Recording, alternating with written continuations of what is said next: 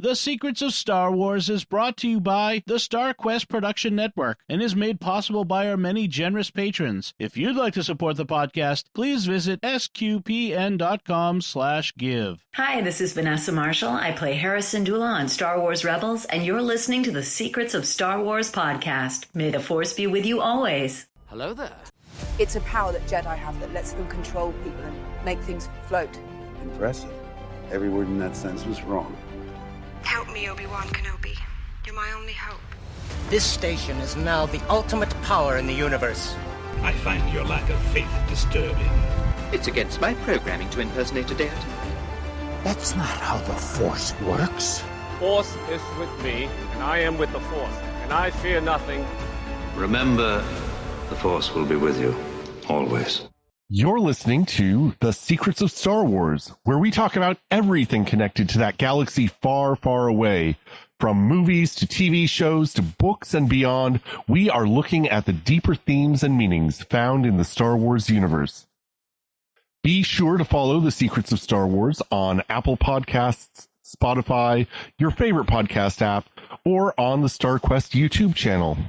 You can find us on Facebook at facebook.com/StarQuestMedia, on X, where we are at SQPN, or on Instagram, where we are at StarQuest Network. And don't forget to get your official Secrets of Star Wars gear at sqpn.com/merch. I am your host, Robert King, and joining me tonight on the panel are Jeff Haecker. Hi, Jeff. Robert. And Thomas Salerno. Welcome, Thomas. Hey, thank you, Robert. So, this episode, we are discussing the most unnecessary characters in Star Wars. So, let's start by talking about what we mean by unnecessary. Thomas, you were part of the team that came up with this topic. Tell us a little bit about what you mean by an unnecessary character. Right. So a few weeks ago, it was, I think, myself, Catherine Laffrey, and Pat Mason. We were brainstorming, new possible episodes. And the dream team there.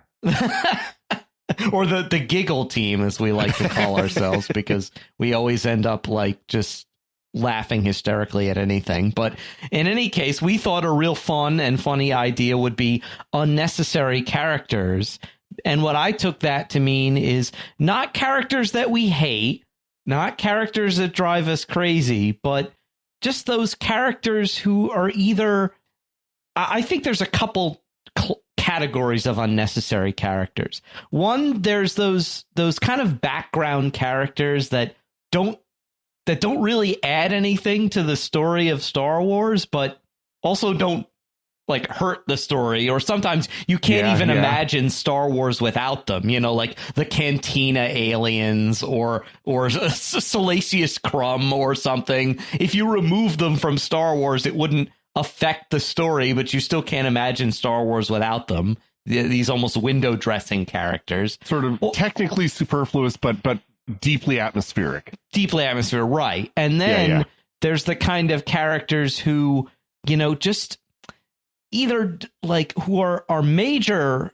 are presented as major integral characters or side characters, but who either don't do anything for the plot or derail the plot in some way that could have totally been avoided if that character were not included. Uh-huh. So that's those are two of my categories for, when I was thinking of my list of what kind of characters to include. Right on. Right. Yeah, that I like that distinction, but whether they get in the way of the plot or just aren't necessary to the plot, they're things, they're people who, it's like if they weren't there, the story would still go on. Mm-hmm. Things would, we would still manage to have Star Wars. How about you, Jeff? What kind of makes a character unnecessary in your mind? Yeah, so along with what Thomas said, I kind of thought of some of mine as characters that had wasted potential, characters that were cool in appearance or cool in, one way or another, and they just didn't do anything with them, unfortunately, or what they did with them just didn't pan out as, what they could have done. And we'll go over the ones I have on here, but I felt that was especially prevalent in the sequel movies. There was a lot of characters that were interesting, but then they just didn't do anything and, ultimately didn't affect the story or anything. And I mean, to be honest, the sequels are my least watched, series of movies, even though I enjoy them for the most part. Not really Rise of Skywalker so much, but I enjoy them. But just so many characters there and in some of the TV shows that have come out that are just like, this was a cool character, but then you just didn't really do anything with it when you could have. So I kind of thought more of, along with what Thomas said, but just also some wasted potential characters that we could have seen something more of and could have been more interesting. I couldn't agree more. I think for me, the parts that I struggle most with in my Star Wars fandom are the points where it's like, but this could have been so much better, right? Oh, yes. Yeah. Yeah. Mm-hmm. Yeah. So, I like all of these ideas about unnecessary characters. For me, I think the very first character who came to mind when I heard this topic was the much maligned and much exalted and much, done weird things with Jar Jar Binks. You, sir. And I for one am a big fan of the Darth Jar Jar theory. Even though in terms of how the character developed canonically, it's just impossible. But I think it's such a magnificent theory, and it would have done so much to like salvage what he was in the Phantom Menace. And I don't know, kind of a combination of, I think the story would have gone on without him, and there was kind of some wasted potential there. So what do you guys think about Jar Jar? Well, here's the thing. I saw Phantom Menace when I was a kid, and as a kid, I thought Jar Jar was pretty funny. As a teenager and a 20-something, he annoyed the crud out of me. Then, once I hit my 30s, he almost becomes humorous again. Where it's like, I'm too old now to get too, worked up about him. I just don't have the energy to get that upset or outraged about Jar Jar Binks anymore. And there's almost a nostalgia value to that character of remembering how funny I thought his slapstick gags were when I was a kid. So I guess I have a very complex over time relationship with Jar Jar as a character. Nice. How about you, Jeff? I mean, I've never been a fan of Jar Jar. Even as a kid, I don't think I thought. I'm sure when I first saw it, I was probably quoting some of the lines. But just as I've grown up, I just really haven't enjoyed Jar Jar as a character. And episode 1 is probably one that I rarely, if ever, rewatch, except for certain scenes, just because overall as a movie that has a lot of wasted potential in my opinion. But that's a story for another day. But I'm not a fan of the character, and yeah, it doesn't add much to the story overall. And it's it's kind of funny how they've kind of, I don't know if y'all have read the Aftermath books that have come out that were taking place kind of after. Yeah. Okay. I can't remember which one it is, but they give kind of an epilogue to Jar Jar, because in those books they kind of will do the main story of what's going on, but then they'll cut away to certain characters and give a little epilogue of what's going on with them. And Jar Jar is basically a sad clown on Naboo because everybody hates him because he basically led to the rise of the Empire through his voting or putting forth the motion to give Palpatine emergency powers in episode 2. So he's basically hated by everyone, and he's just kind of a sad clown on Naboo. So overall, I just don't really like the character much. But yeah, and I don't want this to become a hate fest, so I probably won't say too much more. But yeah, overall, just don't enjoy the character. Now, I'm glad that the actor, whose name escapes me at the moment, got some, Ahmed Best. Yes, I'm glad he got to come back in Mandalorian as Kelleran Beck as the Jedi, because he did get a lot of hate for the role, which, I mean, really shouldn't. A lot of the hate should go to George Lucas, because no one was telling him no in making these movies. He just was doing whatever he wanted and had no one telling him, hey, maybe we shouldn't do that. And so I can't really blame any performances too much on the performers. It's really about, I think, started at the director level there, but I am glad he got to come back as a cool character in The Mandalorian as Kelleran Beck. So yeah, overall just not a Jar Jar fan, but I know there people are, and if you like Jar Jar, then I'm glad, and I'm glad you have something to enjoy there. I think I was because I was an adult when I first saw episode 1, and so I was very much in that this Jar Jar is not funny at all. I mean, I was just cringing the whole time. I think it was actually the Darth Jar Jar theory that got me to like take a closer look at the character, and think about, who is this as a person? And I mean, this is one of the things that also I think, again, my Catholic faith brings me to is like, we're talking about unnecessary characters here, but if you start thinking about people, there are no unnecessary people. And like thinking about Jar Jar, if Jar Jar was a person, man, he would be, a really, like, I like a sad clown.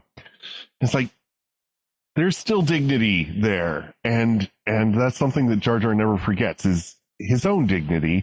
And at the same time, kind of anybody else could have stepped into the necessary plot points that he had, and the story would have gone basically the same. Yeah, I think that's ultimately, I don't know if I would say I've come around to liking Jar Jar, but I do wish Jar Jar had been used better than he was. I don't hate the character like I used to when I was in my 20s, or like a lot of people still do. Yeah. Like I almost understand, because I've read certain things about what George Lucas was trying to do. Again, he's working with archetypes. He's trying to create this jester or fool, like traveling fool archetype, but it just didn't work on screen the way he wanted to. And I and I just feel like I think what most hits people, and especially with how the CGI has not aged well, just how jarring he is, so to speak. Yeah, jarring. Yeah, exactly. Yeah. Jar-jarring. Jar-jarring. Yeah, he is jar-jarring, all right. And it's just like, yeah. Although, to this day, like sometimes some of the slapsticky stuff, because I'm a sucker for slapstick, will still get me. Or some of the lines where, like, it's like I still get a chuckle when they're in the submarine and they're sinking. And they're like, we're not in trouble yet. And he's like, what yet? Like that still gets me. So, he is unnecessary in the terms, like, and George Lucas tries to make him necessary in the later movies by saying, look, he led to the rise of the Emperor, by doing and I'm just like, no, George. Yeah. Well, he did tone it down in the episode 2, and then by episode 3, he's barely in the movie. He's a background character. Yeah. Yeah. So George Lucas did tone that down. So that was good. I hadn't heard that before about being like a traveling fool or jester. Yeah. And I mean, I'm thinking of like the fool in Macbeth. Or I believe in the thing I read fools. that was directly referenced. Yeah. Yeah. That, again, like, talk about wasted potential. That would have been amazing to have that kind of fool character, because we've got the Jedi archetype and the scoundrel archetype really well established, and the sort of Dark Lord archetype. But having a fool archetype, like a Shakespearean style wise fool, in the Star Wars universe would be amazing. And Yeah, I would love to see that. How about moving on? Jeff, who else do you think would be on your list of unnecessary characters and why? Yeah, so I have a couple on here, but the first one I thought I would throw out is from The Mandalorian, Toro Calican, who is if you don't remember, he was the bounty hunter that was on Tatooine trying to take down Fennec Shan, but he needed Mando's help because he's basically it's his first job, and he's just a little dumb guy trying to take down this deadly assassin and to get his to get his bones or whatever to make his mark with the Bounty Hunters Guild. And he doesn't, I mean, Mando could have teamed up with anybody. He could have teamed up with anybody smarter, anybody better. Like Toro as a character, he adds a little bit of comic relief, I guess, but that's about all he's adding versus what anybody else could add. So I don't know. When I was just thinking of unnecessary characters, and he's just in that one episode, and he does shoot Fennec Shand, which leads later to Boba Fett finding her and whatnot. But anyone could have shot Fennec Shand, and then he tries to kill. He threatens Baby Yoda, and you just can't do that because it's not going to go well for you if you threaten Baby Yoda. So true that. Yeah, I just had him on here as kind of my first one when I was thinking of unnecessary characters. I have to admit, I had completely forgotten him until I saw the name on your list, and I looked him up on Wikipedia. It's like, oh yeah, that guy. Yeah, totally unnecessary. I agree. What do you think, Thomas? I forget his exact backstory, but he strikes me as some trust fund baby from the Inner Rim or the Core Worlds trying to play bounty hunter on the Outer Rim, And yeah, I feel like, especially because he's just that kind of one and done, first, side character and then an antagonist at the end in that episode, I don't have much use for him.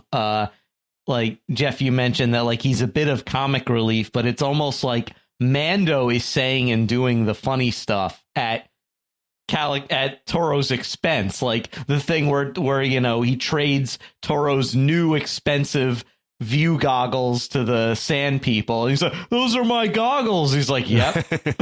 But like that's Mando's deadpan is what's funny, not necessarily Toro whining that his goggles are gone. Yeah, he doesn't really have a backstory that we know of other than he wants to be a bounty hunter. So yeah, we don't know. I've heard that kind of as a theory too, that maybe he's a rich kid who's run away or is rebelling against his family or whatever. But yeah, I mean, it ultimately doesn't matter because he's gone at the end of that episode and never. It is Star Wars, so anybody could come back, even if their body, you see their body, they could come back, but. He's not going to. So somehow Toro Calican returned. Exactly. Yes.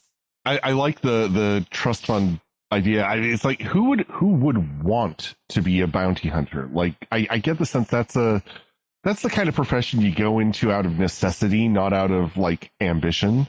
I mean, there's sort of you grow up on Star Wars and it's like, oh, cool, being a bounty hunter is awesome. Look at all those cool bounty hunters. But like in reality, it's not the kind of thing you would choose to do for kicks or for fun. Well, maybe literally for kicks, but yeah. So yeah, I agree. So, just about anybody could fill those shiny boots. Yeah, and he was almost just kind of a discount Han Solo. Almost. Just not as cool. Yeah, or I've even heard he was kind of maybe their attempt to do Dash Rendar in the canon, because Dash Rendar from Legends is he's kind of a discount Han Solo as well, but except still a lot better than Toro Calican. So yeah, exactly. If that was their attempt to do Dash Rendar, that makes me sad. Well, maybe enough said about Toro Calican. Thomas, who would you put on your list of unnecessary characters?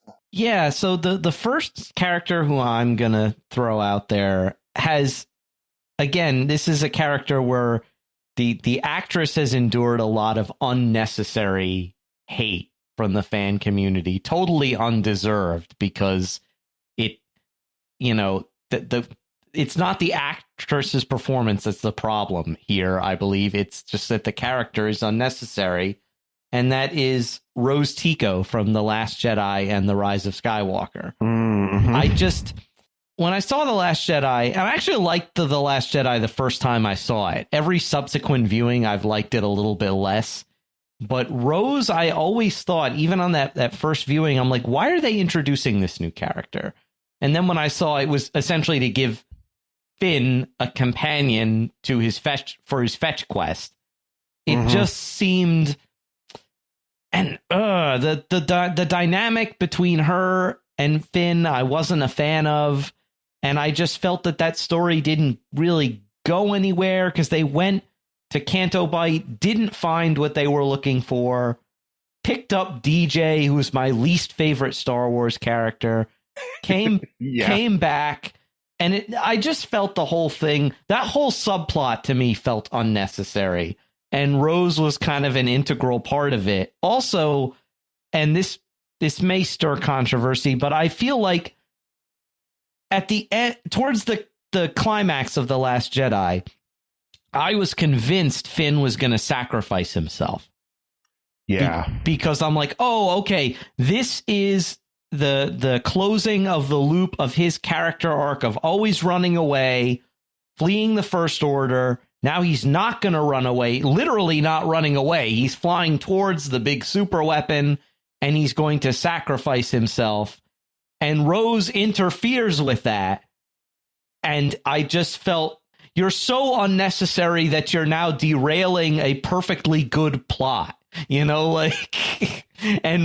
robbing Finn of what I thought would have been a tragic but fulfilling end to his character arc. And then in The Rise of Skywalker, she's just shunted over to the side and made even more an unnecessary background completely character. Sidelined, completely sidelined, which, even though I felt the character unnecessary, I don't think you had to completely sideline her in that way. But yeah, I just feel that the character deserved better, I think, than what, and definitely the actress deserved better than what she was given to perform, especially in episode 9. But this is just, to me, it's just so many missed opportunities, so many obvious. It's obvious they didn't know what to do with this character, and with a lot of the sequel trilogy, I'm just like, they didn't know what they're throwing ideas at a wall to see what sticks. And this character gets caught in the crossfire of that, I think. I think, and that is a problem with the sequels, is that there was no Kevin Feige or something like that overseeing creatively all of the movies. So you had J.J. Abrams doing one thing, you had Rian Johnson doing something that was different and could have been really interesting if they kind of went with it, but they just said, okay, well, let's overreact and make Rise of Skywalker in response to that. So they didn't really have a full creative vision, but yeah, and I mean, Canto Bight overall, I would say, is an unnecessary sequence of the movie anyway. I like Last Jedi, and when I rewatch it, I often skip over a lot of Canto Bight because it is really unnecessary to the interesting parts of the movie. And yeah, you brought it up, Thomas, and I was agreeing with you that, yeah, Rose undid Finn's sacrifice, which would have been, again, really interesting and really, could have provided stakes, like a main character dying, but right, Star almost Wars like Han Solo getting carbonated at the end of, it could have made that kind of gloomier ending, that Empire had. Yeah, I mean, talk about wasted potential, and I agree. I think the biggest problem I have with the sequel trilogy as a whole is they threw so many cool ideas at the movies, but they never really held together as a story and as characters. And yeah, I mean, Rose is Rose is a great example of that. I think because her dynamic with Finn, I liked the character chemistry until it became romantic. Because yes, thank you. Yes, yeah, because I agree. She and Finn had such opposite worldviews. She's this strong idealist, and Finn is the guy who runs away and is looking just for a place to kind of get away from the chaos that has surrounded him his entire life. Looking for his own comfort in a way.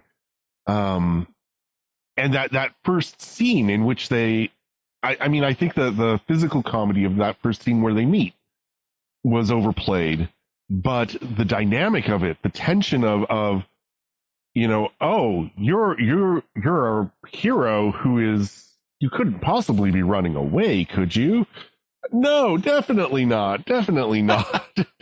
and that dynamic between them, I think was just full of possibilities for character drama and for drama that could drive plot forward. But that, yeah, I agree. Canto Bight was like a weird fetch quest that was ultimately kind of unnecessary, pointless, and I mean, honestly, you could almost put Finn on this unnecessary character list for exactly the same reason as, here's a character who has so much potential and is just not used for anything really deeply plot related. I know John Boyega has been vocal about his frustration with Star Wars, and I don't blame him at all, because I think his character and his talents as an actor were just completely underused, particularly in the undermining of his character's chance for like a real complete arc by this, I don't know, very forced feeling to me romance. Mm-hmm. Yeah, that whole thing, it just really wasn't earned. Like when she tries to save him, I mean, you could see it from the friendship, but then when she's like, we don't I don't remember the line. It's like, we don't die, we don't win by doing, destroying what we hate, we do it by saving what we love, or some which on its own is a great line like that. Then it just kind of ruins it when it's like, okay, she's in. And I like Finn too as a character, and in Force Awakens he was great, and but again, like you said, they kind of just wasted his potential there too. So unfortunately, because he was a stormtrooper who left the stormtroopers and was fighting against his former masters, for lack of a better word, and that could have been really. And he did get a little bit more to do in Rise of Skywalker, luckily, even though that movie has a lot of problems, but he did get things to do there. So he really didn't have much. He was just kind of unnecessary in The Last Jedi, unfortunately. Yeah, such a shame, because I really gravitated towards Finn in The Force Awakens. He was probably my favorite of the new characters. For some of the reasons you mentioned, Jeff. It's like, oh, he's an ex-stormtrooper. That's interesting.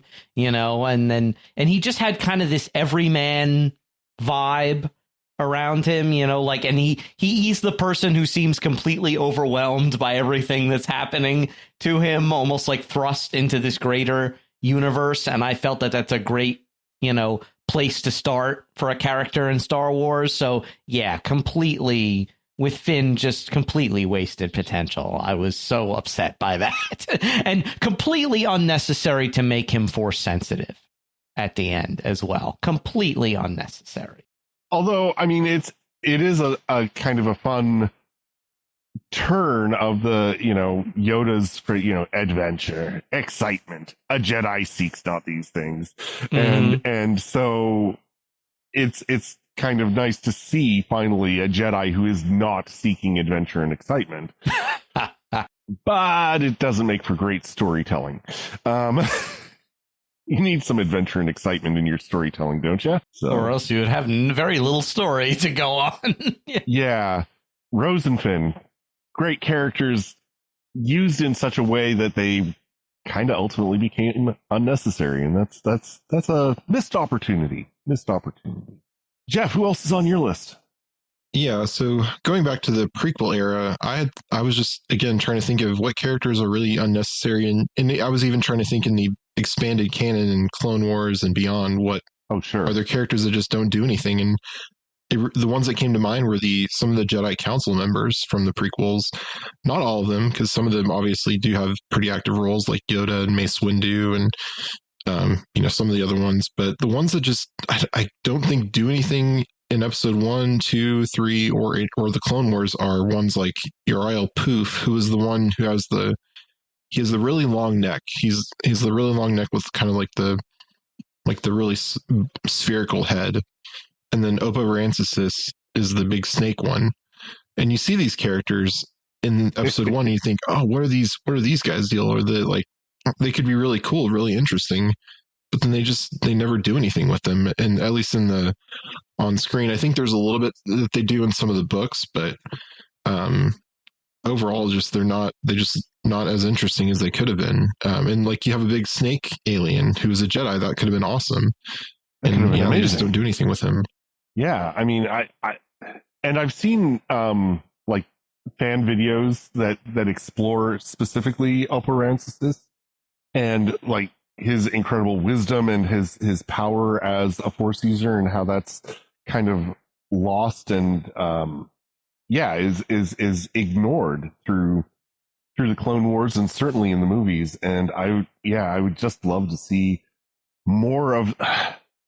I think this is one of the disappointments I had from the prequel trilogy generally was I wanted to see more of the Jedi Council, like the Jedi working as a community. Seeing the Jedi, how does the Jedi Order as a whole work? And that would have been really cool to see.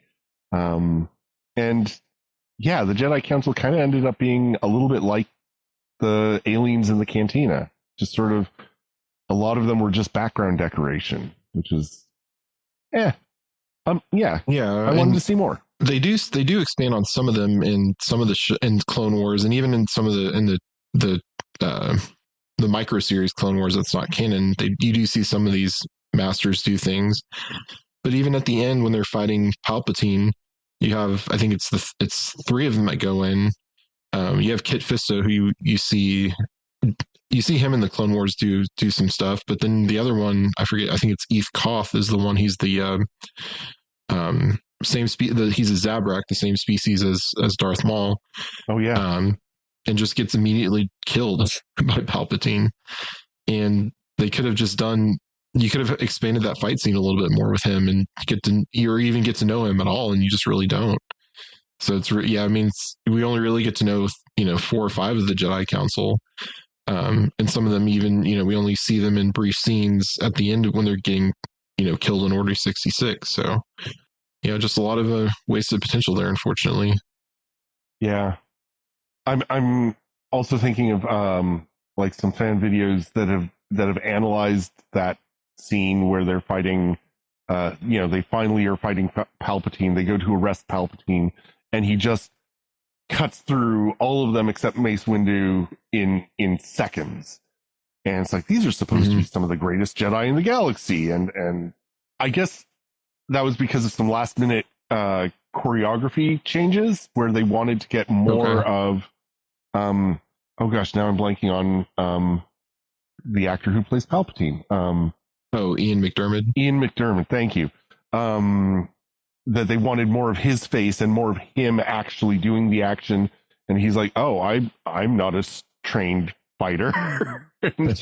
and so they had to cut a lot of the stunt work down to something that he was able to do, which is a sad loss. That could have been an amazing battle, but it, the effect is it makes these, really great Jedi feel like, oh, well, why were they there in the first place? Yeah, exactly. Yeah, it was Mace Windu who was the only one that mattered in that, from the council that when, well, I guess Anakin was there because he was on the council, but was not granted the rank of master. So, such a shame. Oh man. Yeah, so I agree that the Jedi Council, I just wanted more from each one of them. And like, you didn't even have to develop them each as a character so much, but to get a sense more of like how they interacted. Like, I don't know, they did try to develop some of them in the Clone Wars a bit, in the animated series. They did. Yeah, they did expand them some, and they've done some books that have expanded them a little bit further. But yeah, I mean, because most people are only going to see the movies, and then a few less people might watch the shows too. But then a lot less people are going to read these books, so you don't, there's lots of story they could have told there, and that they just, most of the audience will never see. So, speaking of the TV series, I know on several of our lists we have some characters from the TV series, including the animated Clone Wars and some of the more recent live action series. Thomas, do you have a favorite favorite unnecessary character from the TV series? From any of the TV series? Yeah, so I guess this counts as the TV series Clone Wars, even though it was released as a theatrical film. And that would be the Clone Wars movie from 2008, I think it was. The character of Rota the Huttlet. Or Rota the Hutt. Yeah. I don't remember much of that movie because, honestly, I haven't seen it in a long time. But I just remember the idea of introducing a son for Jabba the Hutt was completely unnecessary, and he never appears in anything ever again, to my knowledge. So just a completely unnecessary character, in my opinion. Well, then I won't say, if you haven't kept up with some of the news of what's coming out, I won't say anything further, but somehow Stinky may return is all I can say. Okay. And you can look it up if you want to, but I won't spoil it for anyone who doesn't want to know. But yeah, I remember watching that movie, and it was in college, and I was like, oh, a Star Wars movie in a theater. Oh, it's animated. And even in college, I liked animated stuff, so that didn't bother me. And then I saw it and was like, huh, well, that was an experience I had in a theater. Didn't really have much else to say about it. And I didn't really know they were going to do a TV show about it, which now in the year since, I rewatch Clone Wars probably once a year just because I really enjoy it so much. But I don't really watch that movie at all because it just wasn't that good. But yeah, Stinky as a character is just very unnecessary. And it's like, let's bring in Jedi. Let's have a whole plot about the Sith kidnapping somebody. Who are they going to kidnap? A baby Hutt for some reason? And why does the Jedi care? I guess because they want to appease crime lords. Like, it was just very, very strange overall.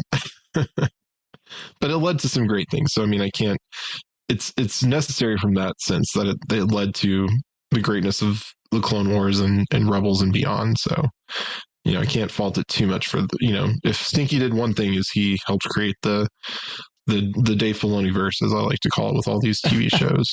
There is a tendency to try to do baby versions of other characters. Like there was not quite a baby, but a juvenile Rancor in oh gosh, now I'm blanking. Was that in Bad Batch? Bad Batch, yes. Okay. Yeah, and of course, Baby Yoda is maybe the most successful baby version of Star Wars characters, Star Wars aliens. But yeah, Baby Hutt is like an odd place to start the baby trend, I think. Yeah, I have a memory of watching I watched them in the series when I was sort of binging Clone Wars. I was a late comer to the Clone Wars, and so I was just binging them, and it was just listed as episodes in the series, and so I just watched right through them. It's like, okay, yeah, that's an event that happened, and there wasn't much more to say about it. Yeah, and that movie also introduces Zero the Hutt, I think. If I'm remembering correctly, Zero the Hutt is Jabba's cousin and was part of the plot to kidnap Rhoda. And then Zero is dating Snice Noodles, which is in a later Clone Wars episodes. Snice Noodles was the singer in Jabba's palace that has like the long snout. Yeah. And Thomas's face just said it all. Yeah, some of the I don't know, Star Wars doesn't seem to know how to do romance very well. I mean, Leia and Han is okay, but outside of that, I don't know. I mean, you have Kanan and Hera. That's probably the one of the other better ones too, is Kanan and Hera. No, that is a good point. That's a very good point. I think what makes that work for me is that it's not your typical romance. Like it's not the story of them falling in love. It's the story of them living in love together and kind of in a way trying to raise a family. So they're really parent characters more than they are lovers characters.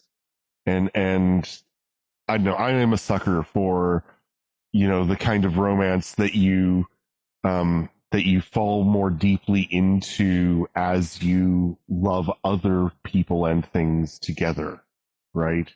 You love your children together. You love the cause of the rebellion together. You love this band of misfits together, and that draws you ever closer to each other. And that's, I don't know, that's the kind of love that I most get into. I don't know if that qualifies as romance, but I think so. Yeah, and ultimately this movie, the Clone Wars movie, led to Rebels and led to the Mandalorian. So I guess it does have a place, and if nothing else, it gave us a starting point for what has come. So is that an argument that Stinky isn't useless after all? Oh, I mean, they could have made the movie about anything, about anyone's kid. So maybe the character is unnecessary, but nice. Let's see. It was Thomas. I asked you last. So, Jeff, who else is on your list of unnecessary characters? Yeah. So this one falls more into the category of wasted potential, in my opinion, and that is one of the more recent, or I think the most recent thing, is Brutus from Skeleton Crew. And when they first showed these images of Brutus, he was the Wolfman pirate who became who took over the pirate crew in Skeleton Crew. Mm-hmm. I thought he was an awesome looking character, and I thought he was like, he's a bad guy, but he's one of like the bad guys that's like, okay, he's bad, but he's fun to watch and fun to see what he's going to do. And I thought the Skeleton Crew was going to end with a big duel between him and between Brutus and Jod in the end, but no, he was just killed off, in the least interesting way possible. So this one I don't really blame for Brutus, but just the wasted potential of what they could have done with this character. They could have had him have like a big, because I mean, it's a pirate show, so I was expecting like, let's have a pirate style duel of Jod versus Brutus in a big kind of final matchup, but they just, again, there's kind of wasted potential there. So yeah, so my one here is Brutus, so pouring out for my guy Brutus. Gone too soon. He was a very capable first mate. Yeah. Oh my, yeah. Were you also a Brutus fan, Thomas? Yeah, I mean, I've always enjoyed, seeing those Wolfman aliens in Star Wars. We see just a brief glimpse of them in the original film, of course, and then in animation they had appeared in the 2D Clone Wars shorts. And so I just think having a werewolf in space is very cool, and I was excited to see, Brutus as a pirate. I thought his name was a little bit too on the nose, even for Star Wars. But yeah, I did, Brutus, he's a brute. Yeah, I'm like, I get it. But like, yeah, I felt his death like did show like more of it did show us more of the ruthlessness of Jod. But yeah, Jeff, I agree. I would have liked to have seen like a big swashbuckling Pirates of the Caribbean style duel between Brutus and Jod, and we didn't really get that. So Yeah, that is disappointing. His character for me held so much potential for, like seeing the darkness and the cruelty of the pirates. They really wanted to save Jod as this charming character, but Brutus could have been shown just how wicked and cruel and evil the pirates could be, and kind of acted as more of a counterpoint, I thought, for Jod, and he did a little bit of that, but felt like just not enough there with him, and so I agree.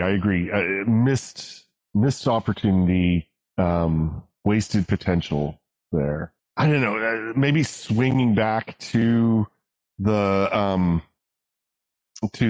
sequel era. Speaking of wasted potential, Captain Phasma, like when her character designs came out and we were seeing her, and the way she was set up at the beginning of the movie, at the beginning of The Force Awakens, man, I was interested in seeing where her character was going to go. And that turned out to be basically nowhere.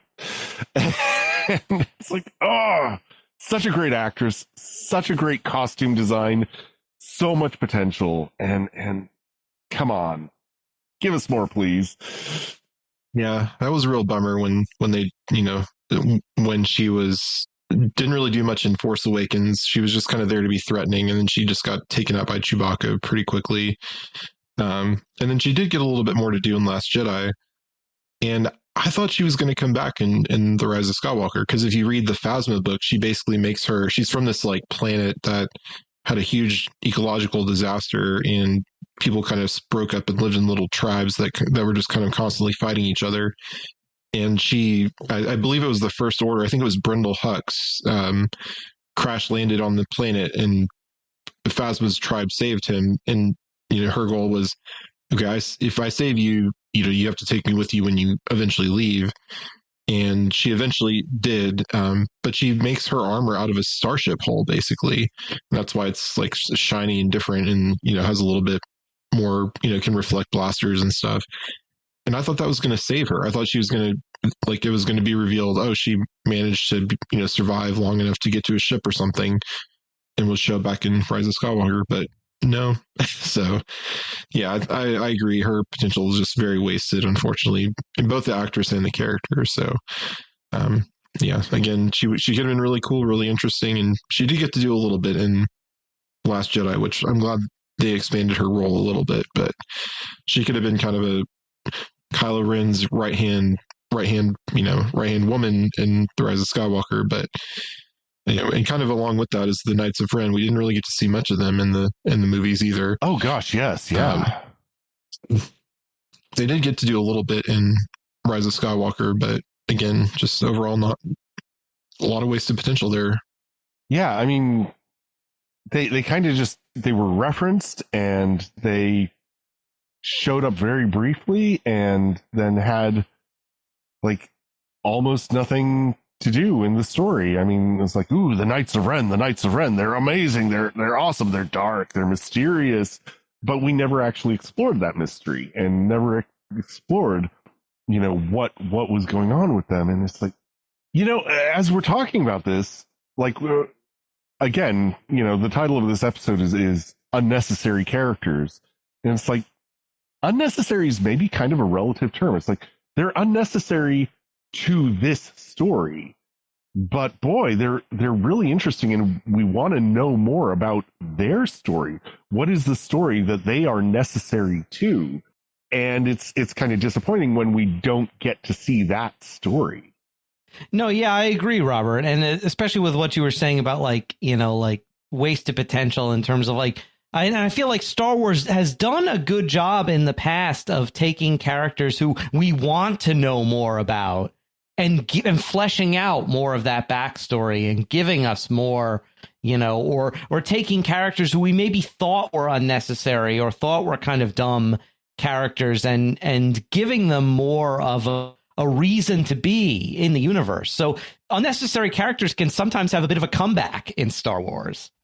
They can be kind of comeback kids. Yeah. And that's, I know, I think that's a hope that I have for some of these characters. And in a way, I think that's one of the things that has really made Star Wars as broad of a franchise as it is that it's full of these characters who are technically unnecessary, but who's like, oh, that's an interesting look, or that was an interesting line, or that's an interesting action that they did. I want to know more about them. And, so it inspires a lot of imagination and desire to see a broader, to take a step into a larger world, Well, like a good host, I've completely forgotten where I am in the bouncing back between the two of you. Who else has another unnecessary character? Somebody that we may have forgotten to, so unnecessary we haven't mentioned them yet. For me, I'm going to throw a really controversial one out. I'm going to say Boba Fett. And maybe exactly because of these things we've been talking about, like here's a really interesting character who everybody loves, and I love Boba Fett. But kind of anybody could step into that role. In Empire Strikes Back, he was, the cool, cold-blooded bounty hunter who brought Han Solo in, but he was just kind of like a really cool character design at that time. And, the less he said, the more menacing he was. And that was all the character needed to be. And it almost feels like the more they like try to build him out as a character, like starting with, his childhood in the prequels and even in the Book of Boba Fett, it all seems to like undermine that original like cold-blooded menace that he had in Empire Strikes Back. And to be fair, it was kind of originally undermined in Return of the Jedi when he was taken out by a random swing of a staff. But kind of the idea of, here is a character whose sole purpose is to just be cool. And then is it really necessary to try and flesh him out as a fully realized dramatic figure of his own? And to me, that effort was like, I'm not sure it entirely works for me. The more they do with Boba Fett, the less cool he becomes to me, and the less I like him as a character. So I don't know. Maybe that says more about me than about Boba Fett. But what do you guys think? I mean, I've always really liked Boba Fett, even before the prequels. Like when all we had was the original trilogy plus books, because I read all the Legends books as a kid, and there were some really cool stories that they wrote about Boba Fett that took place kind of before and after the movies. And I would agree that at least in Return of the Jedi, you don't really get to see it on screen. But they've like it's really the after stories that have kind of really fleshed Boba Fett out, and I think made him more, and especially in the canon, made him a necessary character to, maybe not to the overall story, but at least to some of our characters like Din, because we get his backstory in the prequels, or at least in episode 2, that he's cloned. His father was the clone template for the clone army, and part of that story that I think this might be more of a Legends idea, but they recruited him as the clone template because he was able to defeat a Jedi, which if you're potentially needing to kill all the Jedi, you want to get somebody that can kill a Jedi. And so that's one of the reasons that, at least in the Legends, that they recruited Jango Fett. And I do like how they fleshed out Boba Fett as a character in the book of Boba Fett. So I'm glad we finally got some, because we do kind of see that he's initially going to be, because book of Boba Fett picks up right where Return of the Jedi ends, where he is kind of the bounty hunter that's, he's really out for himself, but then ultimately he does, it's that Mandalorian blood that like you want to watch out for a child, because he saves the Tusken Raider kid, and which leads to him kind of becoming a part of the tribe, and leads to how he's, how he sets up his whole thing on Tatooine, how he wants to come back and still be a crime lord, but even though he's not really going to do that many crimes, which is a criticism of that show, is that he's a crime lord but not doing any crime. But he does, he plays a big part in the Din storyline. Maybe he if he hadn't interrupted Din on that planet, Grogu might not have been taken by Moff Gideon, so he might have kind of caused some problems there. But I mean, I think at least he's necessary to Din, because he's kind of showing Din some more kind of Mandalorian ways, like a different Mandalorian background than only Din knows, because Din, when the show starts in Mandalorian, he only knows his tribe. He doesn't know really the way of any other Mandalorian. So I think he is necessary, at least to the Mandoverse story. All right, I'm listening. I'm willing to be convinced. Thomas, what are your thoughts on Boba Fett as a necessary or unnecessary character? Well, in terms of whether he's necessary or unnecessary, I think he really does follow the kind of rule of cool factor, if that makes sense. Like I feel like he's almost become necessary in the sense, as you were kind of getting at, Jeff, he sort of spawned this whole Mandalorian universe. Like, we wouldn't have, this idea of Mandalorians as a culture, the wearers of this distinctive armor, if it weren't for his initial appearance. I almost feel like he's kind of become necessary to Star Wars in this whole sort of sub-universe that's grown out of him. I did enjoy his growth as a character in Book of Boba Fett. I liked seeing this different version of Boba, like transforming a bit from kind of the cold-blooded bounty hunter into something more. I really enjoyed his initiation into the Sand People tribe, into the Tusken tribe. I thought that was extremely well done. And although what I felt was unnecessary was the killing off of his new Tusken family. I felt that was not handled, that was not handled well. And I know they wanted to give him motivation for later, but I just felt like I did not like that aspect of it, because that his relationship with the Tuskens and almost becoming like a Mandalorian Tusken Raider was one of the most interesting parts of the book. Yeah, I agree.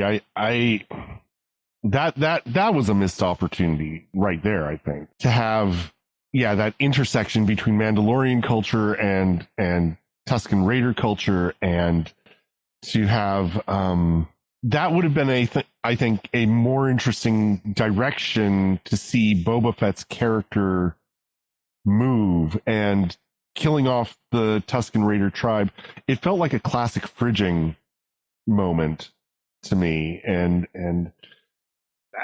that's always disappointing. It's like, oh, the writers couldn't come up with a more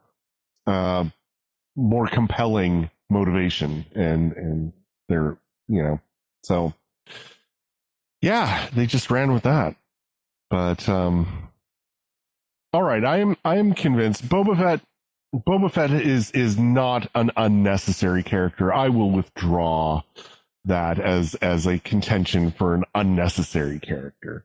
Any last thoughts? Anybody who I don't know, dishonorable mentions maybe? Anybody who we haven't had a chance to talk about, but you want to just point out, could have done without this person or this character. Go ahead, Jeff.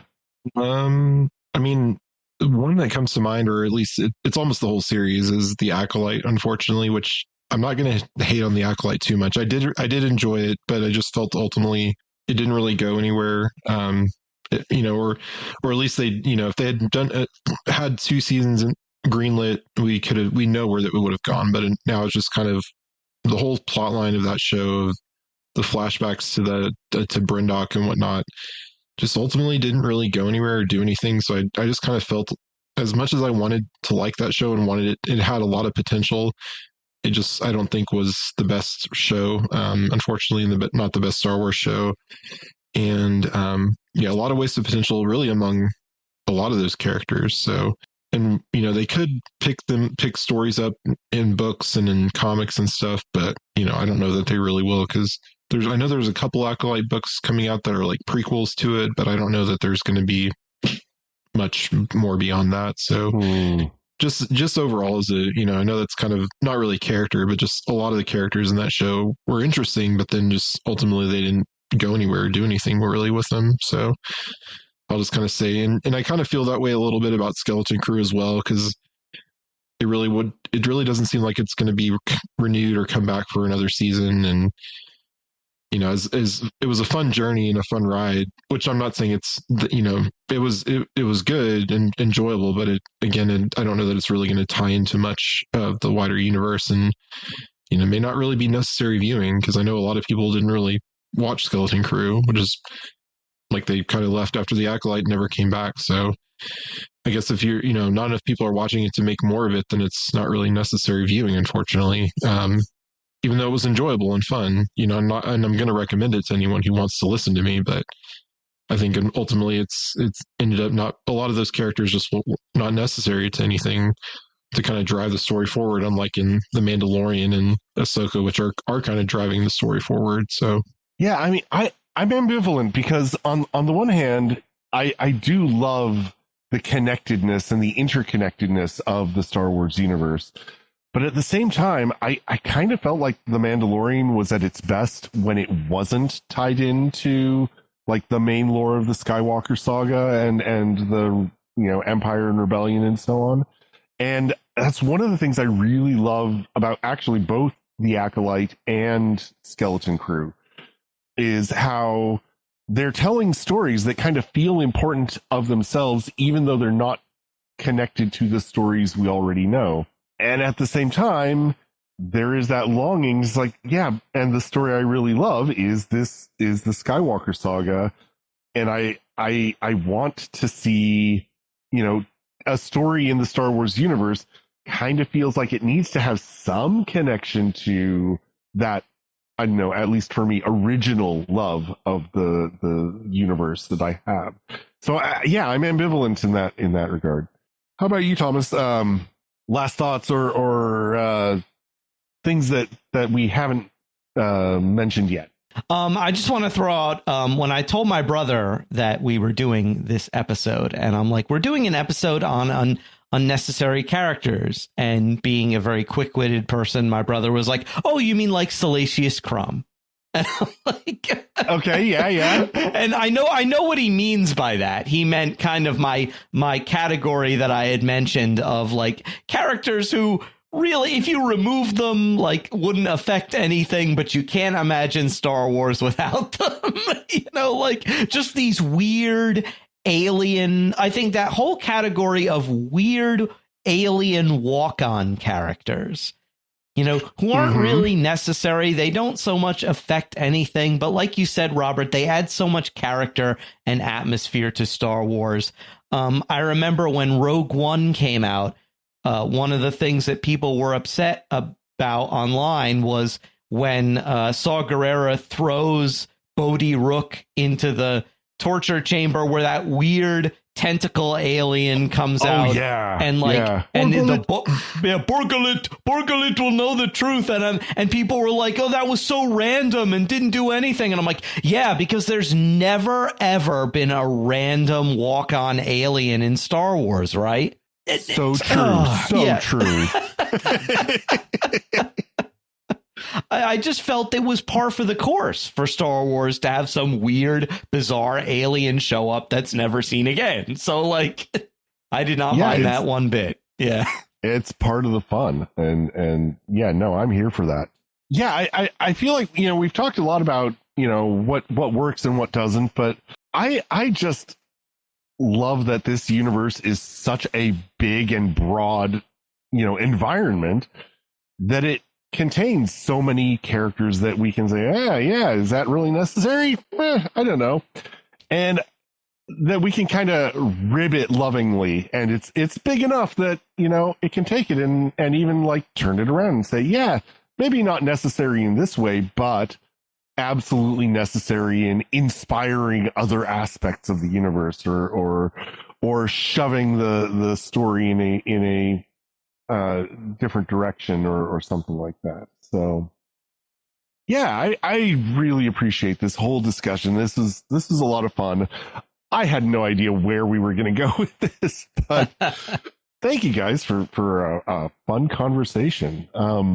I think that's going to wrap us up for this, admittedly pretty gratuitous and unnecessary episode of The Secrets of Star Wars. We would like to take a moment to thank our very necessary patrons, including Lawrence Z, Maria N, Patricia R, Ryan W, and Matthew T. Their generous donations are essential to our creation of The Secret of Star Wars and the growing list of shows we have here at StarQuest. If you would like to avoid the most unnecessary donor category, then you can join them at sqpn.com/give. We would also love to hear from you, our listeners. You are the reason that we yammer on around here, so you are arguably the most necessary part of The Secrets of Star Wars. So tell us, what to you, what do you see that's necessary, that's not necessary, that's just random and fun? You can drop us an email at starwars@sqpn.com. Any of the social media pages that we've listed, Facebook, X, the former Twitter. My favorite at least, is the discussion that's always going on our StarQuest Discord server. You can join that conversation at sqpn.com/discord. And until next time, thank you for joining me in sharing the secrets of Star Wars. Thank you, especially Thomas, for joining us today. Well, thank you so much, Robert. And Jeff, thanks for being here. It's Robert. Once again, I've been Robert King. Thank you all for listening to The Secrets of Star Wars on StarQuest. Here's another show on the StarQuest network you're sure to enjoy: The Secrets of Stargate. Find it wherever fine podcasts are found, or at sqpn.com/Stargate.